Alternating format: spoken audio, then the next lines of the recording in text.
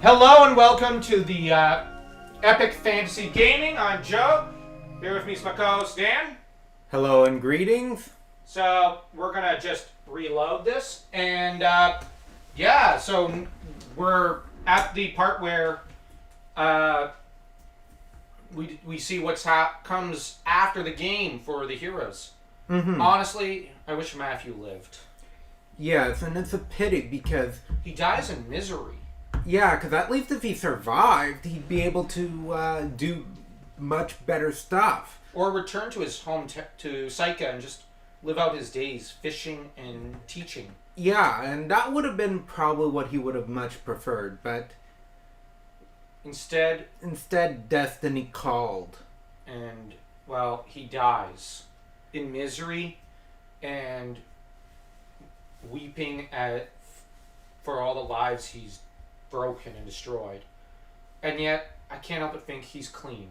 It's Wendy whose those lives are... Like, Matthew and McDowell are both pure individuals despite being the greatest generals in this franchise. But I can't help but think that Wendy bloodied their hands, and that was her deliberate purpose. She bloodied the entire nation's hands. Yeah, she was a monster. She didn't... And to think she's just a pitiful woman who just wanted the love of a man whom, if she had had a sit-down talk with him, that would have resolved everything. That just makes her worst. That makes her worst. Mm-hmm. Become the president of the Torn Republic and returns to Kuon with his family and lives in peace. Hearing of the victory, rests in peace. Disappears with Leknon. Leaves Torn Republic with Futch. Become the commander-in-chief and protect the border. Becomes commander-in-chief of the Republican Army. Still in search of Uber, he leaves the country. Follow the young master. Becomes the first chairman of the Torn Republic Congress. Wields power as head of the Merchants Guild. Tired of fighting, continues to protect Teo's mansion. Missing in action in the final battle. Becomes a platoon commander and mediator of the Elf. Begins a business. By the time the war was over, he was gone. Disappears during the last battle. Become the lancing instructor of the Republican Army. Leaves the country. The boss to become the fastest man in the world. Saying his contract was up, he disappears. Was in Cabo for a while, then set off on a journey. Works for rebuilding the village of the elves. Spends a vie protecting the grave of Barbarossa. Embark on a journey to improve his imperfect self. Becomes the admiral of the Republican Navy. Arg! Plans to go into shipping business and make a bundle. Returns to Kaku and enjoys a carefree life. Goes into a business with Angie. Lives by the shores of Lake Torn and enjoys fishing, dude. Goes into business with Angie. Accepted as a true warrior, he departs on a journey. Follows Hicks on his journey. Named captain of the border guard. Disappears. Always by Lupin's side. Spends the remainder of his life in his hometown. Hardly. Disappears north then and found a good business. Sets off on a journey to find the color of freedom. Resumes her career as Rune Master of Ante. Departs on a journey in search of worthy opponents. Retires from the knighthood in glory. Happily continues to serve his master. Appointed co-commander of the Republican Guard. Appointed co-commander of the Republican Guard. Becomes the Secretary General of the Torn Republic. Placed in charge of the Republic's finances. Sets off to another land to find another adventure. Returns to his field. Returns to Dragon's Den to coach the juniors. Dragon Knights. Returns to Clone Temple and resumes his studies. Works for rebuilding the new capital of Cragminster. Lives a comfortable life with a garden full of roses. Yeah. Departs to collect all the sounds of the world. Yeah, we're just skipping for a few. Retires from the army and successfully opens a theater. Opens a clinic where he saves many lives. Returns to Clone Temple. Departs with Humphrey on a journey. Returns to the secret hideaway at Hokaku. After a date with McDowell. Dissatisfied with his work, he resumes his studies. Despising the world, he returns to the caverns. Invited to Rokaku, becomes master blacksmith. Goes to the village of the dwarves to improve skills. Again. Becomes rich off his inventions. Forces her way into Taiho's household. wandering around and having a good time as usual. Named Captain of the Tauran Republic Patrol Corps. Leads a vigorous life. Returns to Tien, where he continues to build ships and harass the old man. Appointed to Republic First Chief Justice. Succeeds Leknot as seer. Becomes the most popular dancer in the Republic. Returns to Dragon's Den, where she resumes her duties. Still preoccupied with alchemical studies. Departs on a journey to find a bigger trick. Departs to spread the Liberation Army's songs. Failed at teleportation, she disappeared without a trace. Welcomed in the crystal village of the elves. Returns home and claims his inheritance. Leaves home saying adventure calls. Becomes an assistant to Warren. Starts his own business. Returns to the forest. Wow. Goes off to collect material for a biography of Matthew, which he never completes. Appointed martial arts instructor. Lives in a small house with Mina the cat. Lets Moose succeed and retire. Ooh, retires. Still loves to gossip. That's all she does with her life. Girl Mimi becomes village chief of Cobalt. Working hard to become the #1 warrior in Cobalt. Still the cook at Mari's Inn. Wait, I'm kidding. Opens a restaurant specializing in stews. Throw away his scythe and becomes a farmer. Oh, good for him. Asked to design a giant safe for the dwarves. He says dwarf. Enjoy success after opening an inn. Marries her childhood sweetheart Kirkus. Said to be training for homemaking. Yeah, right. Still tossing dice at Kaku. Accepts an offer to design stained glass windows. Aww. Reopens her inn at Greatminster. How moody. The ancient castle of Toron is still full of flowers. Oh, that's beautiful. Working as a maid at Maurice Inn. Aww. Keeping busy designing new bathtubs. Good. Gladly accepts an offer to be keeper of Toron Castle. Good. Departs for the sea in search of the edge of the world. Steals Gregminster's palace's treasure and vanishes. Except it actually he didn't. Finally succeeds in opening his own store. Apparently Crane actually found just one room of treasures. Not the whole thing. Yeah. How do we know that? Because the Toron Republic is still freaking rich. And Gregminster is rebuilt Yeah. within 3 years. Yeah, actually I think in under a year or so. So they obviously still had wealth in Toron Castle and Gregminster. Because even the Liberation Army was gathering taxes and tariffs and whatnot. Because that, you know, that's where a lot of money is made. Mm-hmm. I still think this is a bittersweet ending. Yeah. Like, what was actually won? Mm-hmm. For, like, you look at McDowell. Like, Matthew became his surrogate father after Tio's death.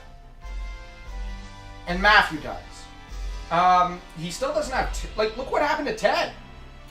Mm-hmm. Like, and what Barbarossa. the Ein Guy. Gremio's death is probably affected how Tyre looks at Gremio.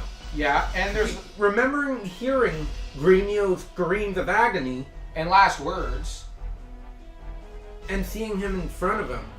That would leave an effect and traumatize him. And you've got Tio. He murdered his own dad. And the thing is, Tio was truly a daddy to him. So You've got Pan continuously blaming himself later, needing to forgive himself because of the betrayal. yeah, and everything that happened. And like, yeah, really, like, Sonia essentially became a widow. yeah, by her own stepson. So, yeah, ironically, Sonia forgives McDowell by the second game, but there's one person who, by that all the DLC content story, has not forgiven McDowell. The man himself. He's still apparently broke. I think there was a line of dialogue where he's still broken up about Matthew, Tio, Ted, like. And sure, he recovers to an extent, enough to tell Kasumi about Ted and Tio, in the Genso Suikoden visual novel, and enough to actually decide to start a life with her, inviting her to dinner, and the two apparently settle in together. But at the same time, like, his life is cursed. It's just This game really makes you think immortality is a total curse. And a Yeah. joke. It's a bad joke. It's like more than half of these characters were essentially traumatized. Like all four remaining great generals. Two of them were essentially mind raped. Yeah. And One of them was mind raped while his wife was giving birth. Really? Yeah, remember, Milich has a newborn child. Born while he was mind raped. So he wasn't around to hold the child, or for the first 6 months or something. That's time he's never gonna get back. You have essentially. And the thing is, Kwanda loved the elves. Mm, And he wiped them out. Milich loved people, and he became feared, and he also, he killed Gremio. The dwarves have blood on their hands. Well, okay, I wouldn't go that far. They built the. Yeah, fair enough. The Burning Mirror. Yeah, and there goes McDole and Gremio in the dead of night, sneaking off because McDole cannot handle the pain of staying. Mm-hmm. Poor kid. This is the ending, and I think it is kind of well earned by these two. These two have suffered almost more than most of the other characters. It is perhaps fitting that they should head off for the horizon for now. Mm-hmm. Needing time to recover. Yeah, it's like all president for a day. Yeah, and McDole, he does recover thanks to Kasumi, and I think Victor and Flick, But and even Pawn and Cleo join in helping him. But the thing is, and Gremio, of course, but I can't help but think, I really hope there's a happy ending waiting for the kid, because this was just, wow, that war was terrible. mm-hmm.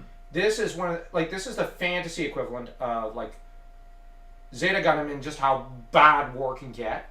Mm-hmm. And I'd even argue it's a bit of a, people keep saying this is the fantasy version of War and Peace, saying the Wheel of Time or Memory, Sorrow and Thorn. No, I think Suikoden 1 is the War and Peace of fantasy fiction.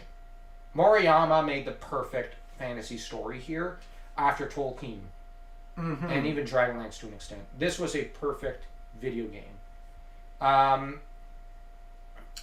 We're going to do a full review, and we're going to rate it then. And we will be continuing with Suikoden 2 up to the Luca Blight death. Mm-hmm. I figure that's when the game technically ends. And it's about as good a time to end the game, because everything after that is just, we insta-win in the war without a single loss. That doesn't seem fitting, given the tone of this game. It's like if we went from Lord of the Rings to Care Bears Fire, which is weird. And if Care Bears stare. Oh, Care Bear Stare. Okay, I'm sorry. To all Care Bear fans, we will at some point have to review that. I'm kidding. As an apology. I'm joking. I do not want that. It's like that would need a lot Of acid. acid. And patrons and subs. Exactly. So, if you want us to review Care Bears, get us to 1,000 or 2,000 subs. Guys, you've heard. Share this video and this channel until then. But anyways, if you like this video, subscribe, like, share, and hit that notification bell. And stay tuned for our Suikoden review.